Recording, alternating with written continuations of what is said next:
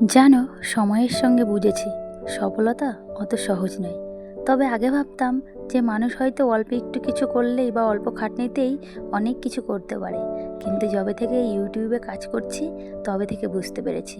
জানো, এর আগেও না আমি বেশ কবার ইউটিউবে কাজ করেছি, কিন্তু কি মনে করেছি হয়তো একদিন ভিডিও ছেড়েছি, 10 দিন ছাড়িনি, 10 দিন ছেড়েছি, একদিন ছাড়িনি, এরম করেছি।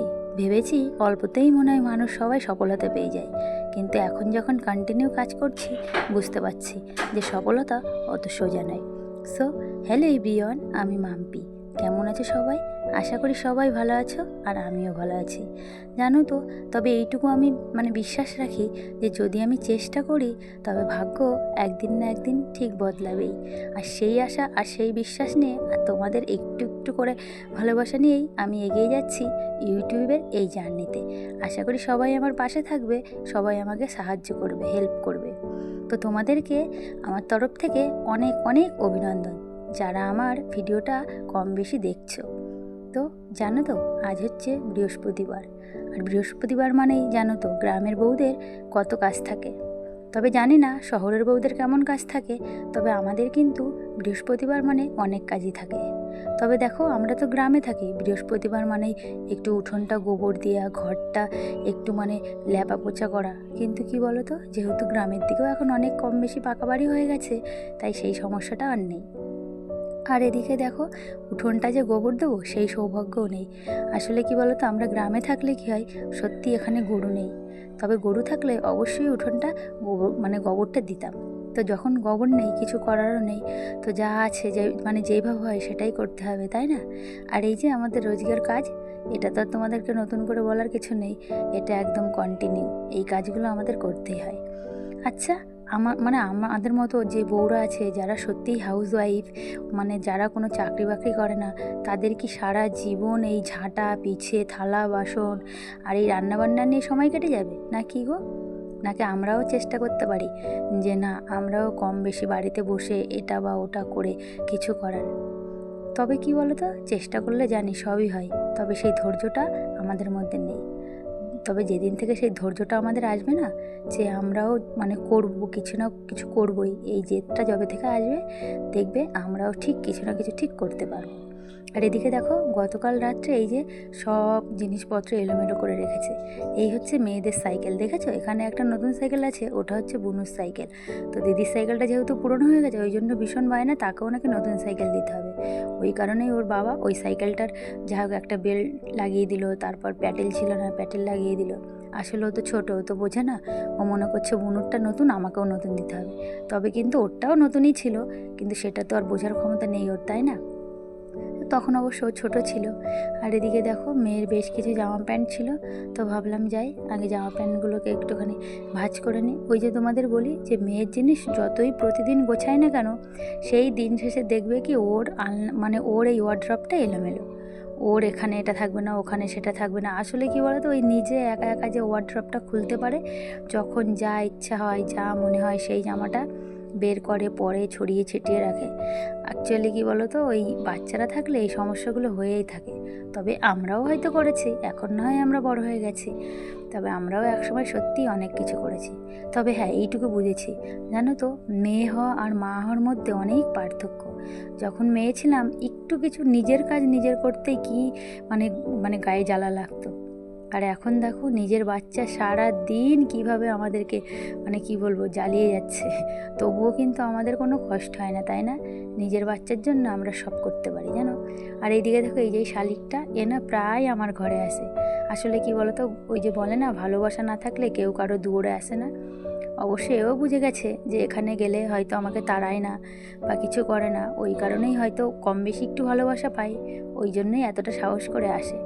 তো এদিকে দেখো, তোমাদের সঙ্গে গল্প করতে করতে তো আমার সংসারের অর্ধেক কাজ হয়েই গেছে, কিন্তু এদিকে দেখো রান্না কিন্তু এখনও হয়নি। তো সেই মতো দেখো, এখানে আমি ভাত আর এখানে মাছ ভাজতে দিয়ে আমি চলে যাব, জানো তো, আজকে চাল কুমড়ো কাটবো। বেশ কিছুদিন হলো যেন চাল কুমড়ো একভাবে খেয়ে যাচ্ছি, তো খেতে খেতে ভালো লাগছিল না, তবে আজ বেশ কিছুদিন হয়ে গেছে, ভাবলাম আজ একটা চাল কুমড়ো কাটবো। তো চলো দেখি চাল কুমড়োটা আজকে মানে কেটে দেখি এর মধ্যে কী বলো তো, বর্ষা যেহেতু ওই জন্য না অনেকটা পোকা পোকাও হয়ে যাচ্ছে। আসলে ওই যে মাছিতে ওই আলপিন বলে না, সেইগুলো হচ্ছে তোমার ফুল ফুটিয়ে ফুটিয়ে যাচ্ছে, আর চাল কুমড়োগুলো না ওই অনেকটা নষ্ট মতো হয়ে যাচ্ছে। তো এদিকে দেখো তোমাদের সঙ্গে গল্প করতে করতে তো আমার ভাত হয়ে গেছে, আর এদিকে সেই সঙ্গে করেছি চাল কুমড়ো। আর জানো সেই যে তোমাদের দেখিয়েছিলাম সমুদ্রের মায়া মাছ নিয়েছি, আর সেটা দিয়ে আর একটা না দুটো বেগুন দিয়ে সেই মায়া মাছগুলো দিয়ে আর হচ্ছে তোমার পেঁয়াজ দিয়ে চচ্চড়ি করেছি। তোমরাও খেয়ে দেখবে, নিশ্চয়ই ভালো লাগবে। আর এদিকে দেখো ছিল তার সঙ্গে ছিল চিকেন, আর এদিকে ছিল দেখো আলু কাঁচকলা দিয়ে বাটা মাছের ঝোল। জানো তো বরের শরীরটা তেমন একটা ভালো নেই, ওই জন্য ওখানে মাংস টাংস দিতে ভয় লাগছে, যেহেতু জ্বর, যদি পেট গরম হয় বা শরীর গরম হয়, এই কারণেই ওর জন্য করে দিয়েছি কলা আর আলু দিয়ে তোমার হচ্ছে বাটা মাছ। আর এদিকে জানো তো মাংসটা কিন্তু আমার শাশুড়ি মাই রান্না করেছিল। তো দেখো এই তোমাদের সঙ্গে গল্প করতে করতে আমার কাজ তো সব হয়ে গেছে, তবে এবার যাবো ফ্রেশ হতে। আর এদিকে দেখো ফ্রেশ হয়ে চলে এসেছি, তবে আমি আর মেয়ে জানো তো আজকে মেয়ের পরীক্ষা নেই, কাল পরীক্ষা আছে, ওই কারণে আমি আর মেয়ে দেখো একসঙ্গে এখানে ফ্রেশ হয়ে গেছি। আর ওকে ফ্রেশ করিয়ে সমস্ত কিছু জামা প্যান্ট পরিয়ে দিয়ে ওর মাথাটা আঁচড়ে দিয়ে এবার আমি এখানে ফ্রেশ হয়ে নিচ্ছি। তো জানো তো আজকে যেহেতু বৃহস্পতিবার, শাঁখা সিঁদুর তো মাস্ট, তাই না, আমাদের গ্রামের বউদের জন্য। আর তার থেকেও কী বলো তো, আমার বলতে পারো এটা ভালো লাগা বলবো না, বলতে পারো একটা ভালোবাসার জিনিস। হয়তো ভালো লাগা হলে সেটা হয়তো কিছুদিনের মধ্যেই আবার ফুরিয়ে যেত, যে ওই এটা ভালো লাগছে এখন আর লাগছে না, বাট এটা কিন্তু সেটা নয়, বলতে পারো এটা আমার একটা ভালোবাসার জিনিস।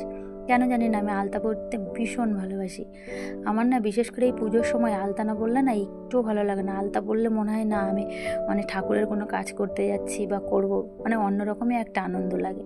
আর দেখো এই আরেকটা বাজে স্বভাব তোমাদের সঙ্গে বলি, বাজে স্বভাবের কথা, মানে আমি পুজো করতে আসলে আগে আমি ধূপকাঠিটা আর প্রদীপটা জ্বালাবো, তারপর গিয়ে আমি ঠাকুরের অন্যান্য কাজ করব, জানো তো। কেন জানি না, এটা আমার কিন্তু বিয়ের আগেরকারই অভ্যাস বলতে পারো, মানে যবে থেকে আমি বুঝতে শিখেছি তবে থেকেই। মানে প্রদীপটা জ্বালিয়ে আর ধূপকাঠিটা জ্বালিয়ে ঠাকুরের সামনে বসলেই না আমার মনের মধ্যে একটা আলাদা এবং অন্যরকম শান্তি লাগে, যেটা তোমাদেরকে না আমি বলে বোঝাতে পারবো না।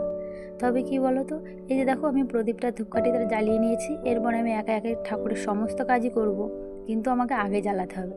অনেকে আছে কি যে আগে ঠাকুরের সমস্ত মানে কিছু গুছিয়ে নিয়ে লাস্টে প্রদীপ আর ধূপকাঠিটা জ্বালায়, তবে কেন জানি না আমার কিন্তু ভালো লাগে না, আমার আগে প্রদীপটাকেই জ্বালাতে হবে।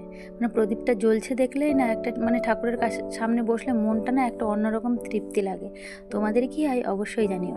আর দেখো আজকে আমি আগে থেকেই ভেবে রেখেছিলাম যে আজকে মানে ঠাকুরদের প্রসাদে আমি এই মানে কি বলবো, এইটা হচ্ছে ব্ল্যাকবেরি বলে, যে এইটা আজকে আমি ঠাকুরের প্রসাদে দেব। তো বেশ কিছুদিন ধরেই গাছে মানে বেরি হয়েছে, মানে সেইভাবে না ওই হয়তো মনে থাকে না বা তোলা হয় না, আর বিশেষ করে সেগুলো না পাকে। যাই হোক আজকে দেখো ব্ল্যাকবেরিটা কম বেশি পেকেছে, তো আমি এখানে ঠাকুরদের প্রসাদ হিসাবে ব্ল্যাকবেরিটাকেই দিয়েছি। তো আজকের ভিডিওটা আমার এই পর্যন্ত ছিল, কেমন লাগলো অবশ্যই কমেন্টে জানাবে।